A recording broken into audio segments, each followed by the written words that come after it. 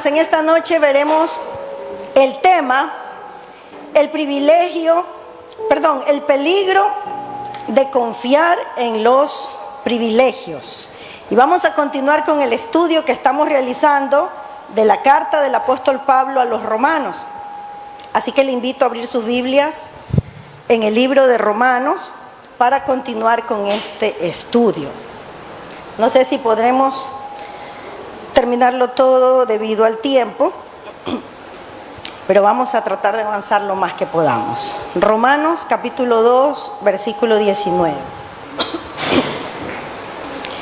El tema que veremos en esta noche, repito, es el peligro de confiar en los privilegios. Y el primer punto que vamos a ver, hermanos, es los privilegios de los cristianos. Vamos a abrir nuestras Biblias en Romanos 2:19. Dice: y confías en que eres guía de los ciegos, luz de los que están en tinieblas, instructor de los indoctos, maestro de niños, que tienes en la ley la forma de la ciencia y de la verdad. La semana pasada estudiamos los primeros versículos, o los versículos anteriores a estos que estamos estudiando en esta noche, y veíamos que el apóstol Pablo les llama fuertemente la atención a los judíos por el problema de la jactancia que tenían por ciertos privilegios. Entonces el tema de la semana pasada fue el peligro de caer en el pecado de la jactancia. Hoy es el peligro de poner nuestra confianza en los privilegios que tenemos. Y dice el apóstol Pablo: y confías que eres guía de los ciegos, luz de los que estás o de los que están en tinieblas. En otra versión también dice: ¿estás confiado en que eres guía de ciegos o estás confiado en que eres guía de ignorantes? ¿Por qué dice esto? Porque los judíos, al tener ellos la ley de Dios, al poseer la ley de Dios, ellos confiaban en que ellos eran los guías de ciegos, o sea, de personas que no veían. Es una metáfora, lo que quiere decir es que eran guías de personas que no tenían ningún conocimiento. Por eso en otra versión dice guías de ignorantes. Y los judíos se creían tan sabios que podían dar lecciones a todos los paganos del mundo.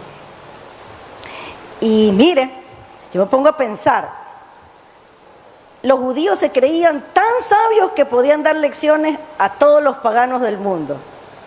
¿Cuántas veces nos pasa así también a nosotros? Como cristianos, creemos que nos las sabemos todas. No hay nada que no sepamos y nos ponemos a dar lecciones a todo el mundo. Y a todo el mundo tenemos algo que enseñarles.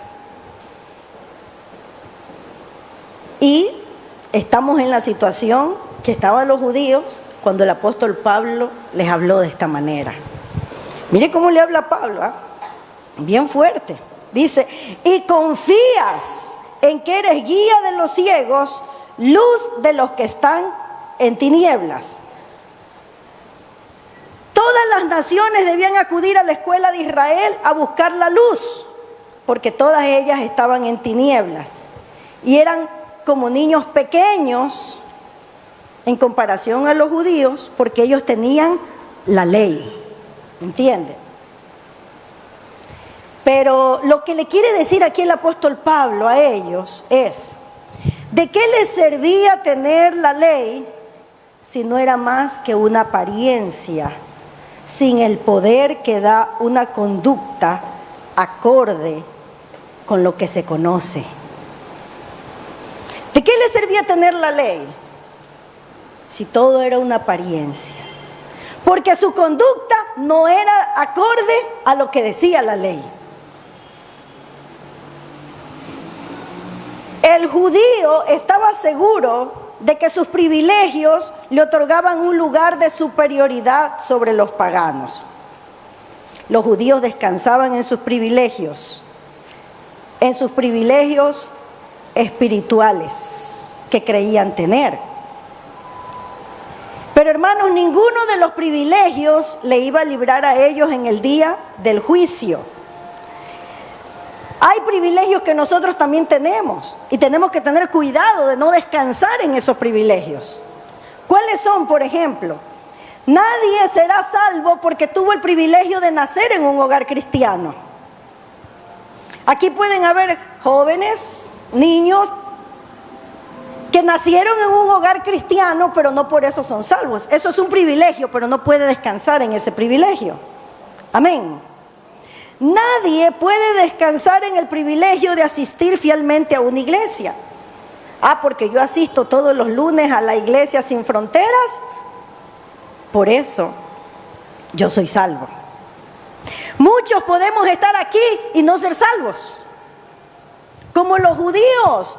Pablo le dice, tú descansas en que tienes la ley de Dios, tú te confías en que eres maestro de los gentiles.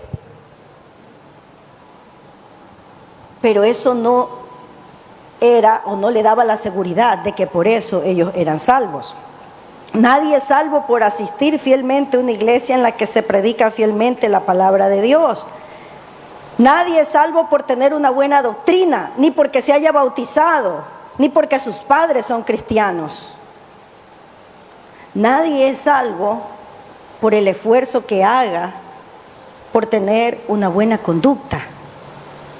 Nadie es salvo por eso, porque nunca ha habido nadie ni nada que nos pueda dar una salvación, sino solamente Jesucristo. Amén. O sea que hay gente que puede esforzarse por muchas cosas, pero no debe descansar en que por esas cosas que hace es salvo, porque nada de lo que nosotros podemos hacer nos salva, sino solo Jesús. Amén. Todo aquel, hermano, que ha sido salvado por Cristo es capacitado por el Espíritu de Dios que mora en nosotros para obedecer a Dios sinceramente, aunque nunca podamos hacerlo perfectamente. Amén. Vamos a ver el segundo punto. El peligro de caer en la hipocresía. Versículo 21. ¿Ya lo tiene? Dice, tú pues, le sigue hablando el apóstol Pablo a los judíos, pero esta palabra también es para nosotros. Tú pues, que enseñas a otro, ¿no te enseñas a ti mismo? Tú que predicas que no se ha de hurtar, ¿hurtas?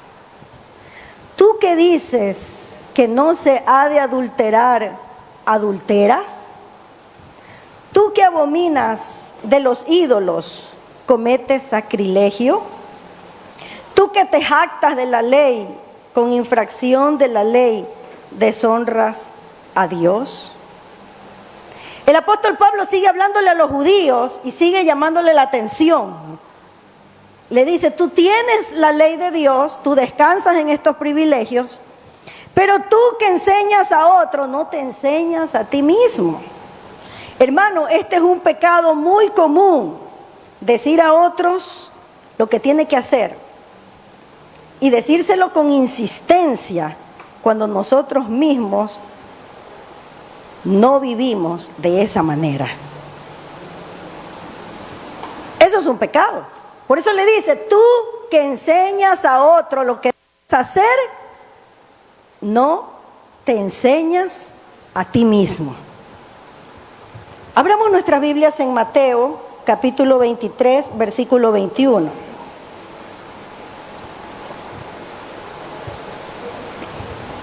Dice así, Mateo 23, 1. Entonces habló Jesús a la gente y a sus discípulos diciendo, en la cátedra de Moisés se sientan los escribas y los fariseos. Así que todo lo que os digan que guardéis, guardadlo y hacedlo. Mas no hagáis conforme a sus obras, porque dicen y no hacen.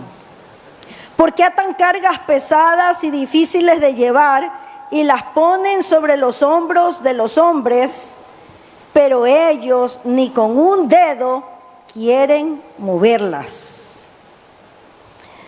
Hermanos, los fariseos derribaban con su conducta lo que edificaban con su enseñanza. Eran expertos en decirle a otros lo que tenían que hacer, pero ellos eran incapaces de hacer lo que decían a otros que hagan. El mayor impedimento para el progreso del evangelio, hermanos, lo constituyen aquellas personas cuyas malas obras hablan más alto que sus buenas palabras. Podemos decir muchas cosas, pero ¿qué estamos haciendo? Yo oía hace tiempo una persona que le decía a otra, una madre de familia, una dama, le decía: tú tienes que cocinarle a tu esposo, tienes que hacerle la comida de esta manera y de esta manera y de esta manera, porque así le hacía mi abuelita a su esposo y así le hacía mi mamá a su esposo. Entonces yo le pregunto un día: ¿y usted le hacía así a su esposo? Ah, no, dice que yo no hacía esto. Entonces, hermano, a veces somos expertos en decirle a otro lo que tiene que hacer, pero nosotros no lo ponemos en práctica. Que el Señor nos ayude, porque es tan fácil vernos. Él tiene que hacer esto, él tiene que hacer aquello, esto tiene que hacer aquello y todo, y señalar lo que otros tienen que hacer, pero ¿y yo? ¿Y usted? Por eso le dice el apóstol Pablo aquí a los judíos: tú que enseñas a otros, ¿no te enseñas a ti mismo? Estamos viendo la carta de los Romanos, hermanos, y esa parte nos toca en esta noche. Y aquí el apóstol Pablo le está hablando a un poco de gente, perdóneme lo que le diga, pero es que le está hablando un poco de gente hipócrita. Porque eso se llama hipocresía. Y que el Señor nos ayude a vivir de una manera diferente. Porque no podemos enseñar a otros lo que nosotros no lo practicamos. Oremos al Señor que nos ayude. Y eso es pecado, porque Jesús lo dice en Mateo 23. Miren lo que dice. Entonces, hablando Jesús a la gente y a sus discípulos, diciendo: en la cátedra de Moisés se sientan los escribas y los fariseos. Así que todo lo que os digan que guardéis, guardadlo y hacedlo, mas no hagáis conforme a sus obras, porque dicen y no hacen. La doctrina era correcta, la enseñanza era correcta, era una sana doctrina, pero no la ponían en práctica. Versículo 4 dice: porque atan cargas pesadas y difíciles de llevar y las ponen sobre los hombros de los hombres, pero ellos ni con un dedo quieren moverlas. ¿Cuántas veces, hermanos, aconsejamos a los demás: haz esto y haz aquello, pero nosotros somos incapaces de hacerlo?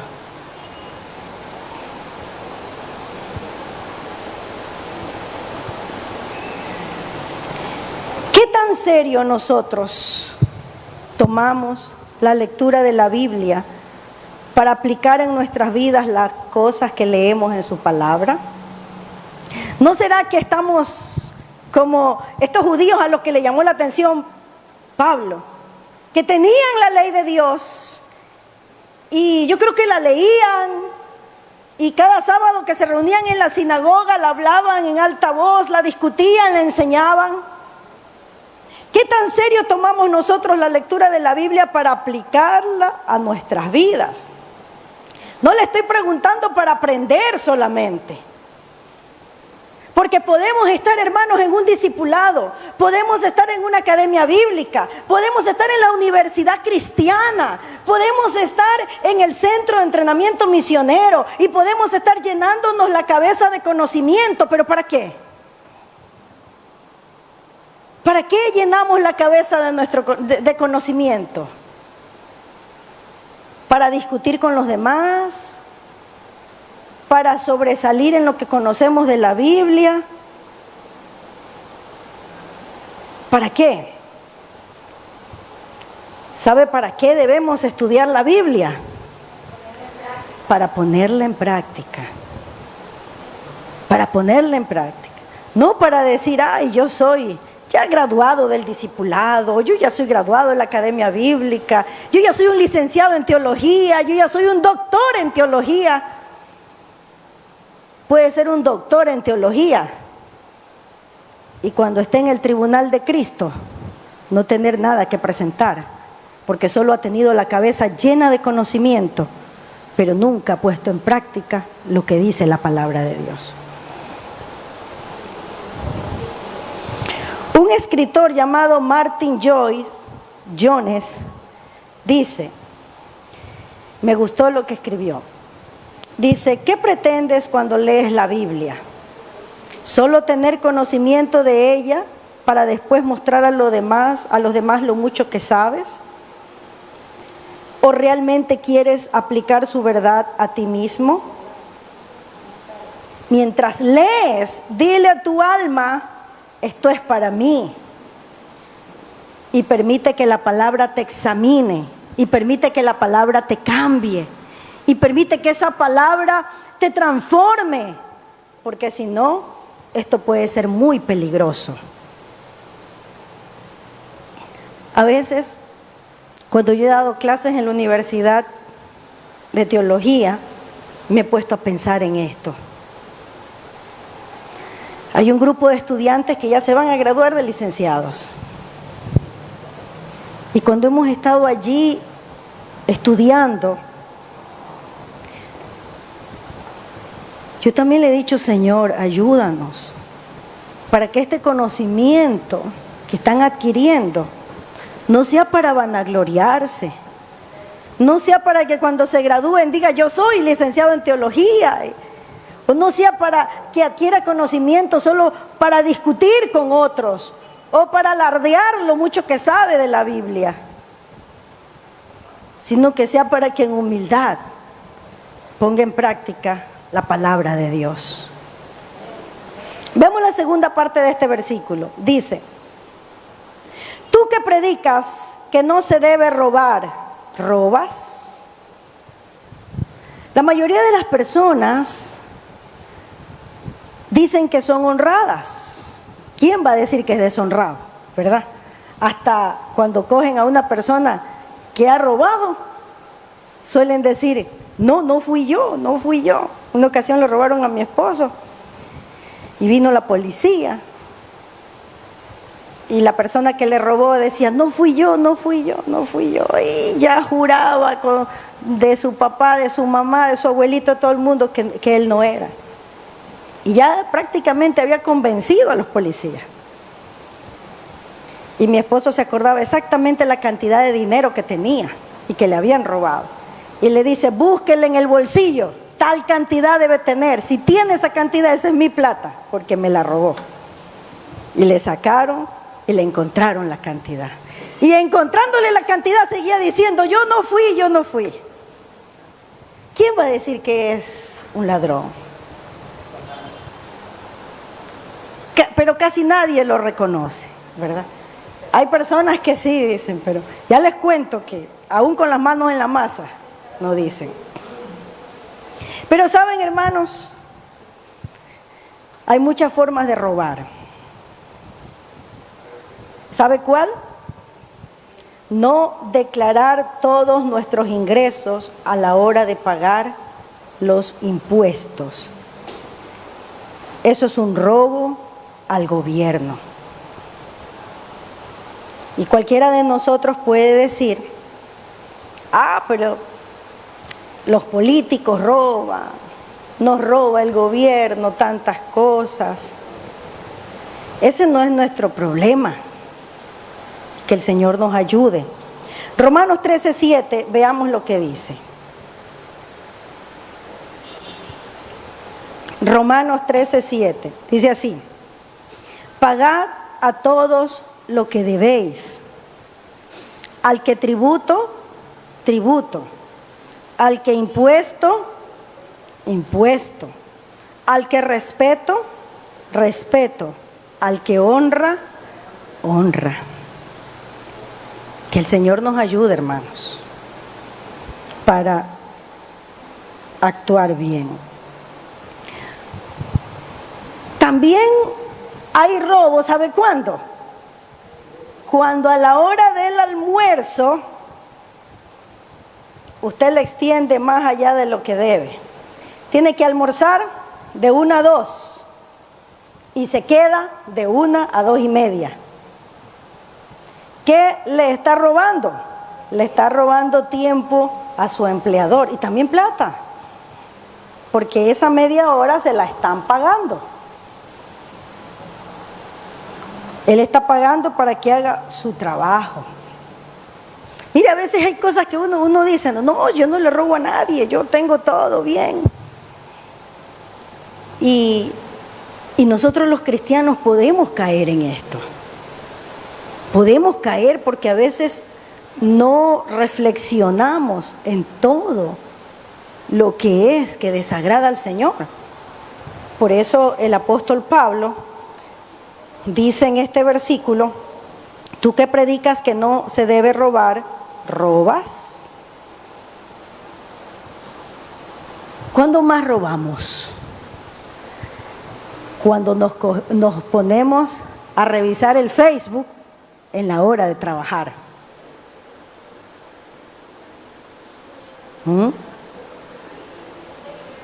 A veces el jefe no puede estar allí todo el día. Entonces dice, ay, se fue mi jefe, qué alivio. Y se pone a revisar el Facebook. Y está que sonríe y que se goza ahí con su Facebook. Otros con el WhatsApp. O unas llamadas telefónicas, ay, está que se ríe y hace planes y una cosa y otra. Mientras el jefe no está, dice, hacen fiesta. Y creemos que está bien.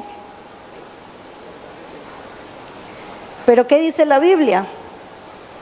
Que cuando nosotros trabajamos, todo lo que hacemos lo debemos hacer como para el Señor y no como para los hombres. Si usted trabaja como para su jefe, recompensa de humano tendrá. Pero si usted trabaja como para Dios, usted tendrá recompensa de Dios. Porque aunque el jefe no sepa pagar bien, Dios sí sabe pagar bien. Y Dios bendice al hombre o a la mujer que se disciplina. Nadie dice que no va a tener tentación, va a tener la tentación. ¡Pac! Le va a sonar ese celular en ese momento que usted está ocupado. Pero pídale al Señor, Señor, ayúdame. Y discipline su mente, y discipline su corazón, y discipline su cuerpo para trabajar de una manera honrada para el Señor. Porque usted trabaja para el Señor, no para su jefe. Amén.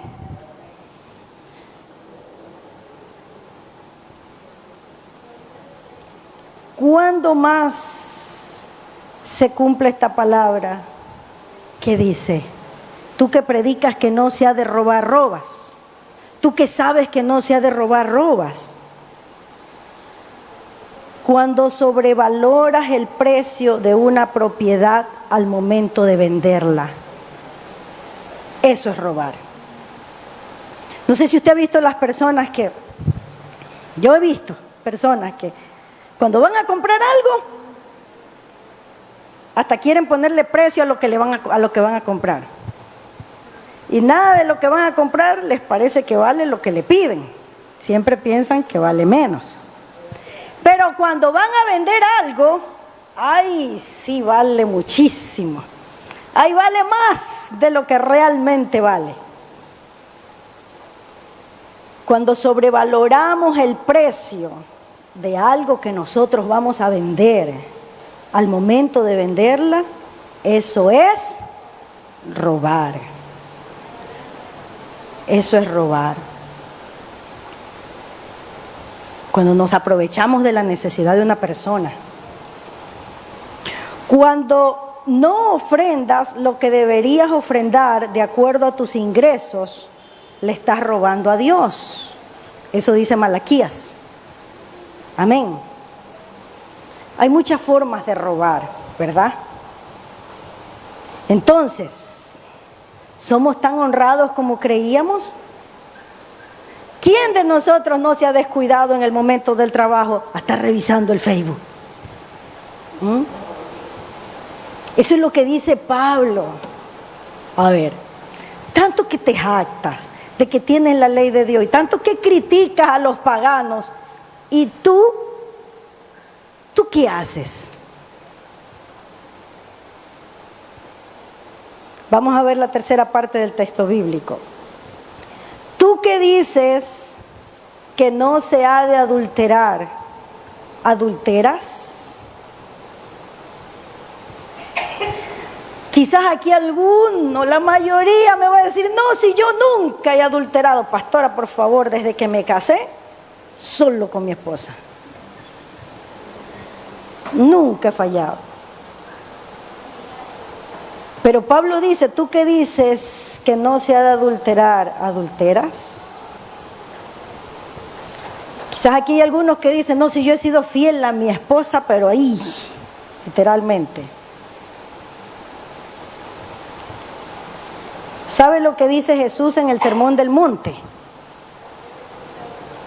Cualquiera que mira a una mujer que no es la suya para codiciarla, ya adulteró con ella en su corazón. O sea, adúltero no es solo el que se fue y estuvo en un acto inmoral fuera del matrimonio, sino también aquel que se le fueron los ojos cuando vio una mujer que pasaba de pronto en minifalda o ahí con movimientos raros, porque la Biblia dice el que la miró y la codició ya adulteró con ella en su corazón. Hermanos, y fíjese que esto Jesús lo dijo cuando no había internet. Imagínense cuando no había internet. Ahora que tenemos que lidiar con la epidemia pornográfica del internet. Casi cualquier persona tiene a su alcance o al alcance de su mano muchas maneras de cometer adulterio. Tiene celular. Yo recuerdo que cuando estábamos en el colegio en Quito y Chember,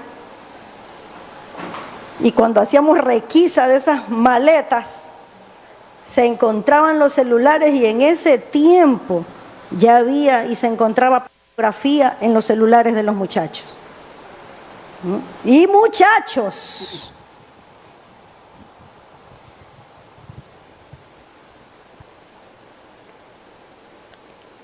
Eso se llama adulterio cibernético. Cuando ven en el celular o en el computador lo que no debe ver, sin que nadie se dé cuenta, excepto Dios.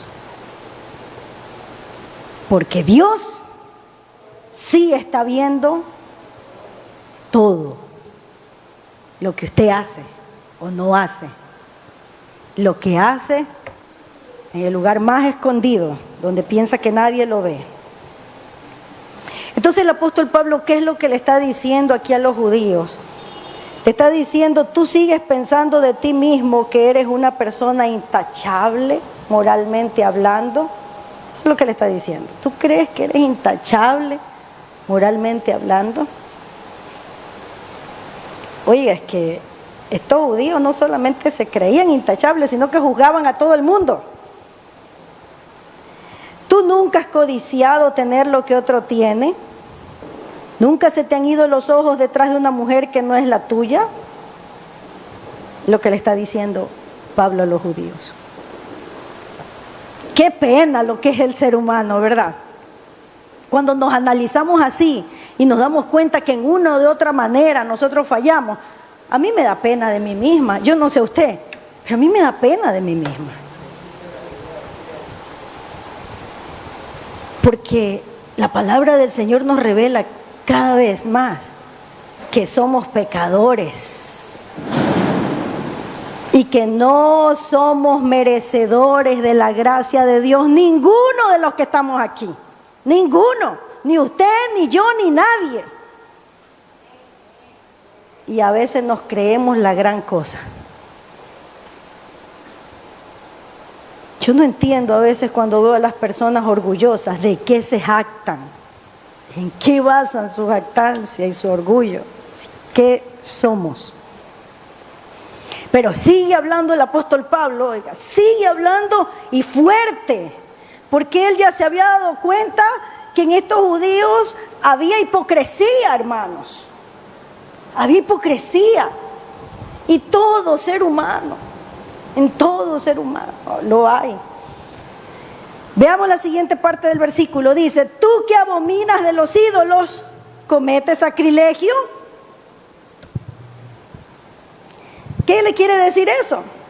Cuando los judíos salieron de Babilonia, ellos estaban hastiados de los dioses de Babilonia. Y ya no quisieron idolatrar más. Ya no querían caer más en ese pecado de la idolatría. Tuvieron problemas con la idolatría en un sentido literal. Así como dice, tú que abominas de los ídolos, ¿cometes sacrilegio? Salieron hastiados de los ídolos de Babilonia. Jesús, usted por eso en el Nuevo Testamento usted ve que Jesús nunca acusa a los judíos, ya en el Nuevo Testamento no los acusa de idólatras. Pero, ¿a qué se refiere cuando dice comete sacrilegios? Se refiere, hermanos, es que no los acusa de idólatras, pero en ese mismo tiempo hay documentos de esa época que revelan que los judíos no eran tan estrictos como con la idolatría, no eran tan estrictos a la hora de utilizar los metales preciosos provenientes de templos paganos que habían sido saqueados. Ahí no eran tan estrictos. O sea, decían, si algún templo era saqueado, está bien, nunca adoren esos ídolos, es pecado adorar esas estatuas, eso es idolatría, decían.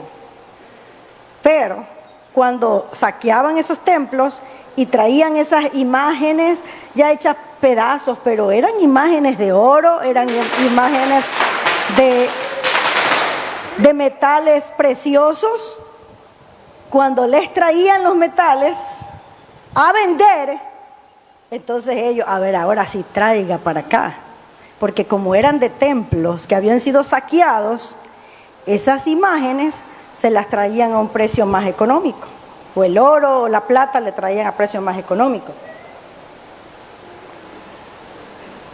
Entonces Pablo les dice, tú que abominas a los ídolos, cometes sacrilegio. Y ellos conocían la ley. Vea por favor Deuteronomio 7:25 lo que dice. Deuteronomio 7:25. ¿Ya lo tienen? Dice así: las esculturas de sus dioses quemarás en el fuego, no codiciarás plata ni oro de ellas, para tomarlo para ti, para que no tropieces en ello, pues es abominación a Jehová tu Dios. Parece que es de esto lo que está hablando Pablo aquí. No tomarás, le dice el Señor, no codiciarás plata ni oro de ellas para tomarlo para ti. Entonces Pablo está hablando aquí de que ellos se gloriaban de tener en sus manos la ley de Dios, de ser circuncidados, de todos los privilegios, pero ellos no obedecían. Eran oidores, pero no hacedores. Dígale al que está a su lado, tenemos que ser oidores, pero también hacedores. Dígale, tenemos que ser oidores, pero también hacedores. ¿De qué sirve nuevamente tener la cabeza llena de conocimientos? ¿De qué sirve tener en la mente un montón de libros? ¿De qué sirve tener la cabeza llena de teología cuando no demostramos con nuestros hechos que realmente amamos a Dios y deseamos obedecer su palabra? Tú que te jactas de la ley, violando la ley, deshonras a Dios. Cuando ellos violaban la ley, estaban deshonrando el nombre de Dios. Punto número 3. Por la hipocresía de muchos privilegiados, el nombre de Dios es blasfemado. Versículo 24. Veamos, por favor. Versículo 24. Dice: porque como está escrito, el nombre de Dios es blasfemado entre los gentiles por causa de vosotros. ¿Qué sucedía entre los gentiles, hermanos? Lo que sucede en este tiempo. Mucha gente se burla del evangelio. Mucha gente habla de las iglesias evangélicas. Y no solamente del evangelio, hablan del nombre de nuestro amado Señor. ¿Por qué? Versículo 24, porque como está escrito, el nombre de Dios es blasfemado entre los gentiles por causa de vosotros. ¿Cuántas veces hemos dado motivos para que los gentiles, es decir, los que no conocen al Señor, hablen del evangelio, blasfemen el nombre de Cristo? Esta hipocresía no era nueva en Israel. Mientras se gloriaban en ser el pueblo escogido de Dios, separados para Dios, vivían de tal manera que las naciones gentiles vivían pisoteando el nombre del Dios que ellos invocaban por culpa de ellos. Y una vez más, este es un pecado del que los evangélicos no estamos exentos. El mundo sigue burlándose del evangelio por culpa de nosotros. Y lo que dice este versículo se cumple, porque como está escrito, el nombre de Dios es blasfemado entre los gentiles por causa de vosotros. No podemos juzgar al mundo incrédulo cuando juzga a Cristo y al cristianismo por lo que ve en los miembros de las iglesias. Cierto comentarista cristiano dijo estas palabras: después de todo, ¿de qué sirve un Cristo que no transforma a nadie? Porque él dice ser cristiano, pero yo no veo su cristianismo en sus conductas, en sus decisiones. Este autor dice que así habla el mundo. Así habla el mundo. ¿Y de quién hablan mal? Hablan mal de Cristo. Hablan mal de nuestro Señor, de nuestro Dios. ¿De qué sirve un Cristo que no puede transformar la vida de sus seguidores? Es lo que dice. Porque él dice ser cristiano, pero yo no veo su cristianismo en su conducta, no veo su cristianismo en sus decisiones, no veo su cristianismo en sus valores, no veo su cristianismo en la forma de vestirse. Entonces, el mundo hace burla de los cristianos.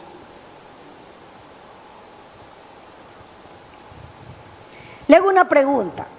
¿Qué piensan acerca de Cristo las personas que le conocen a usted más de cerca? Las personas que están a su alrededor. ¿Qué piensan de Cristo? ¿Qué piensan del Evangelio? ¿Qué piensan de su iglesia? Esa iglesia les permite todo.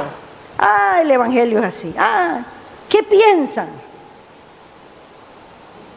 Nosotros decimos que el Señor es nuestro Salvador y nos ha salvado, nos ha rescatado de nuestros pecados.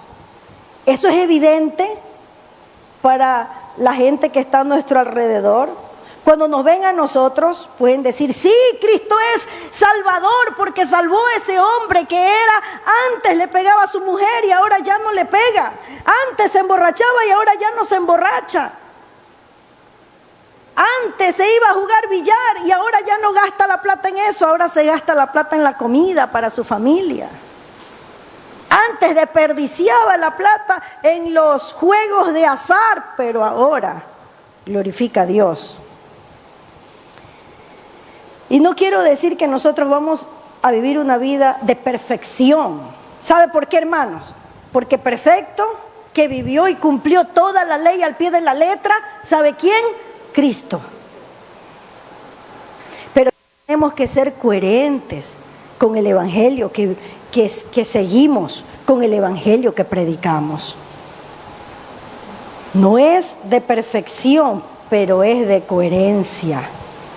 Escúcheme, aquel que ha sido salvado del pecado al precio de la muerte de su Salvador, debería demostrarlo delante de todos, tomando en serio el pecado. Amén. Si hemos sido salvados por Cristo, que dio su vida por nosotros, para librarnos del pecado, tenemos que tomar en serio el pecado. Y no verlo como algo con lo que podemos jugar. Y si sabemos que en nosotros no hay fuerzas para vencer, pues tenemos que buscar a Dios para que nos ayude. ¿Quién más, hermanos? ¿Quién más? Yo se lo puedo decir por mi vida. Cuando yo he sido tentada, ¿qué he tenido que hacer? Doblar mis rodillas y decirle: Señor, en mis fuerzas yo no puedo. Pero tú, Señor, yo me humillo y te miro en la cruz del Calvario, cuando diste tu vida por mí para vencer el pecado. Entonces Él interviene, porque Él nunca nos deja cuando nosotros realmente lo buscamos. Y es que solos no vamos a poder. El hombre que vive alcohólico nunca va a poder salir de eso si no se humilla y busca a Dios y toma en serio el pecado. Se da cuenta que eso lo está destruyendo. El hombre que vive atado a algún vicio nunca va a salir si no busca la ayuda de Dios. Amén. Tenemos que tomar en serio el pecado. Hermanos,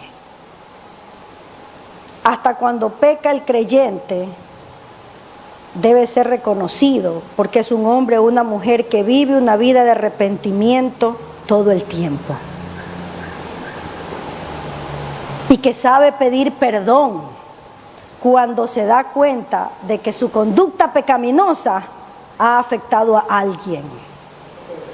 Es una persona que se arrepiente delante de Dios y delante de los hombres, toma el pecado en serio. Hermanos, abramos nuestras Biblias en Romanos capítulo 7, versículo 19.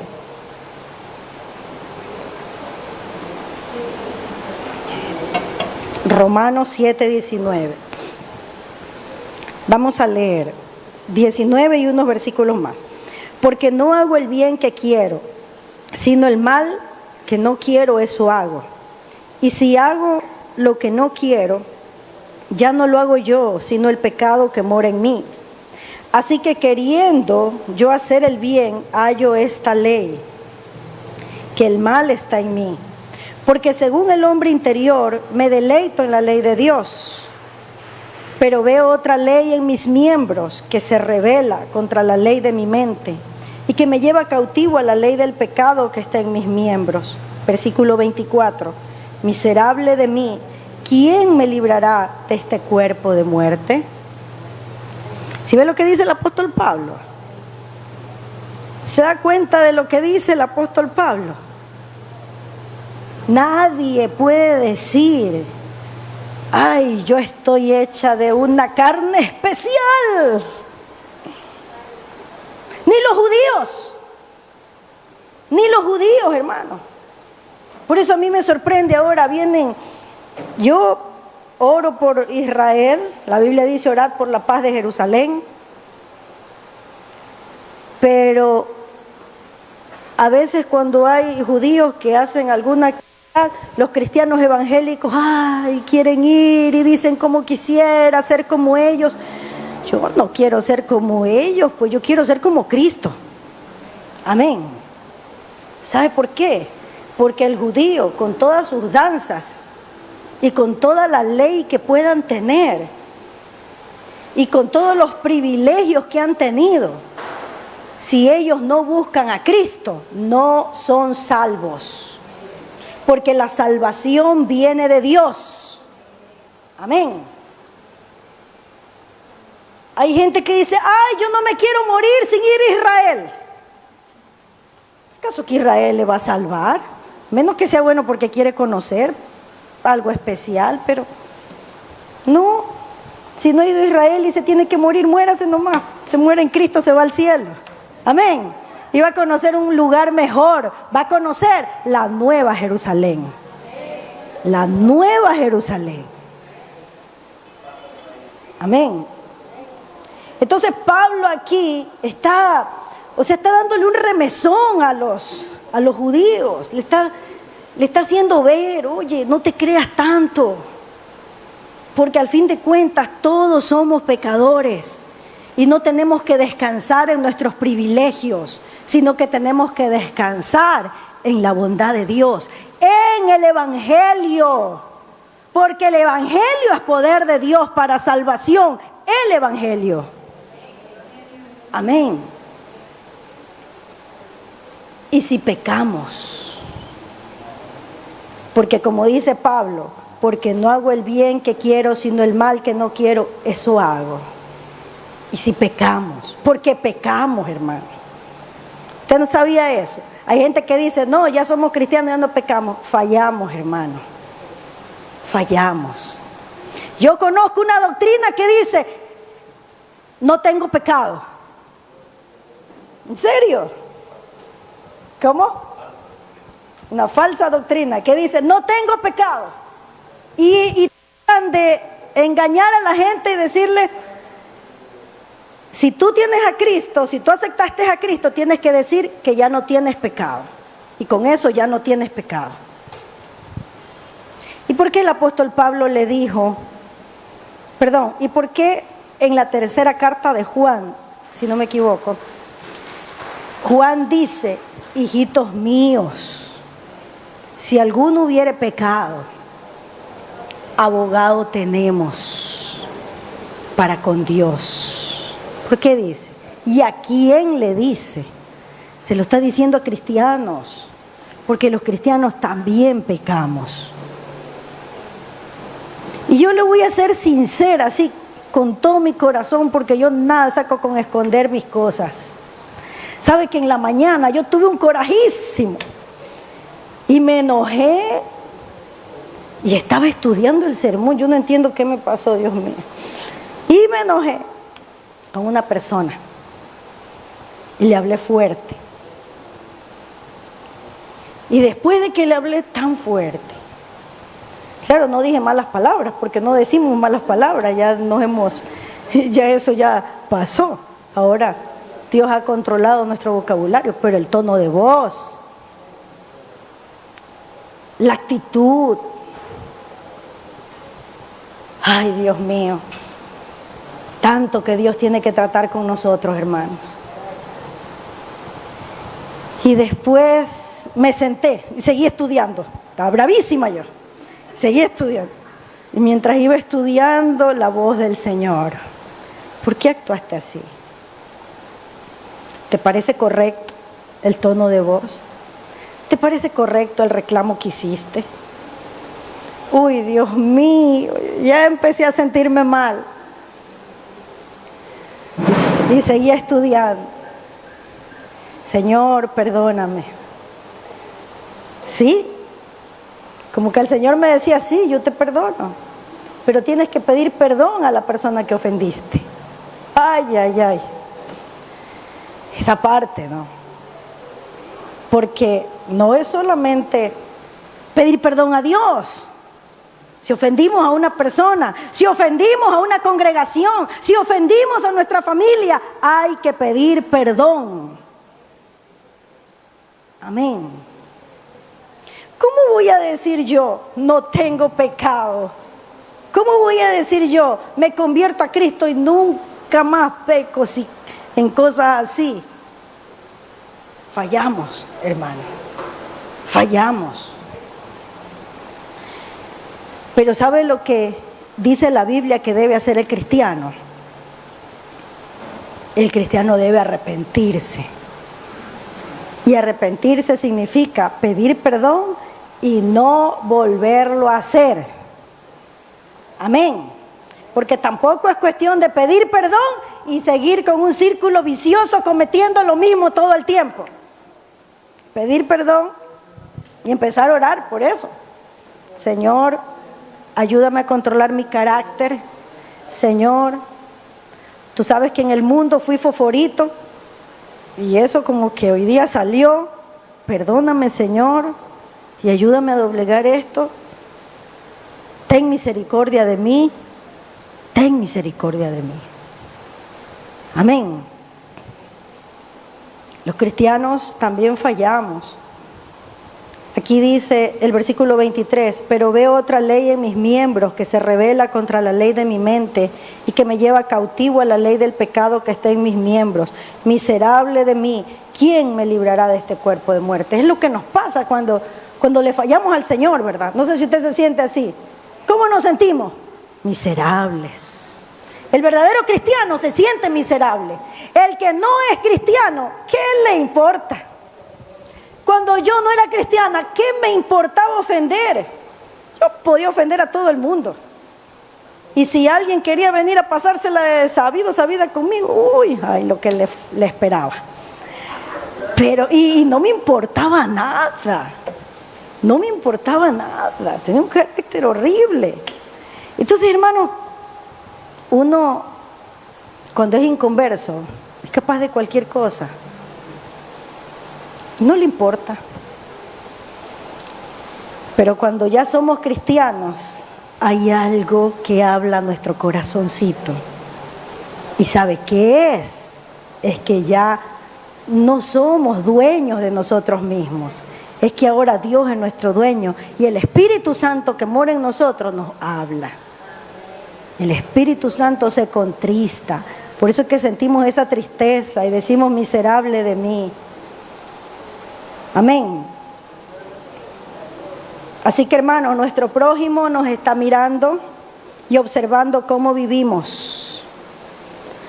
Así que nosotros debemos de comportarnos como a Dios le agrada. No porque Dios va a venir y nos va a matar de un rayo si hacemos algo que está mal, sino por amor a Él. Amén. Por amor a Él. Entender que debemos de cambiar porque lo amamos y porque tenemos fe en Él. Y porque la Biblia dice que la fe sin obras es muerta. Y una fe muerta, con una fe muerta, no podemos ser salvos. Si usted hace algo que le falla al Señor y usted no se siente mal y usted no siente deseo de pedir perdón y de no volverlo a hacer, examínese por favor, algo anda mal ahí, tiene que arrepentirse y pedirle al Señor, porque el cristiano verdadero no juega con el pecado. El cristiano verdadero llega un momento en que cayó, pero después ya le siente asco al pecado. Amén. Recuerde una cosa, hermanos. Todo el que se le ha dado mucho, mucho se le demandará. Si usted ha tenido el privilegio de conocer la palabra del Señor, no juegue con eso. El Señor va a demandar todo lo que usted sabe de su palabra, que lo haya puesto en práctica. Eso es lo que Dios espera de nosotros. Amén. Y lo único que nos puede salvar, hermanos, no es que enseñemos bonito, no es que tengamos la ley, no es que tengamos privilegios. Nuestra salvación descansa en la obra redentora de Cristo. Amén. Así que no hay para qué jactarnos de ningún privilegio que tengamos. No, es que yo tengo mi papá que es pastor. Que yo tengo mi tío que es pastor, mi tía que es pastora. yo soy hijo de una familia de generaciones de cristianos. Ningún privilegio le salvará. Cuando estemos ante el tribunal de Cristo, lo único que nos salvará es la gracia de Dios. Póngase de pie, vamos a orar para darle gracias a Dios por su palabra. Amado Padre Celestial, te adoramos con todo nuestro corazón y te damos gracias, Señor, por tu palabra. Te ruego, mi Dios, que esta palabra quede grabada en nuestra mente, en nuestros corazones, y que nos ayude, Señor, para ponerla en práctica. Dios, tú sabes que solos nosotros no podemos, pero con tu ayuda nosotros somos más que vencedores. Ayúdanos a no caer en la hipocresía de los fariseos. Ayúdanos a no caer en el peligro de confiar en los privilegios, Señor. Es que somos pastores, o que somos músicos, que somos maestros de escuela dominical. Ningún privilegio nos servirá el día que estemos ante el tribunal de Cristo. Ten misericordia de nosotros, Señor, de todos los que estamos aquí. Ayúdanos a vivir tu palabra como tú mandas, por favor. Y ayúdanos a vivirla en humildad. En el nombre de Jesús, gracias te damos. Amén y amén. Gloria a Dios. Puede tomar sus asientos, mis hermanos. Voy a llamar a mi hermana pastora María Buñán.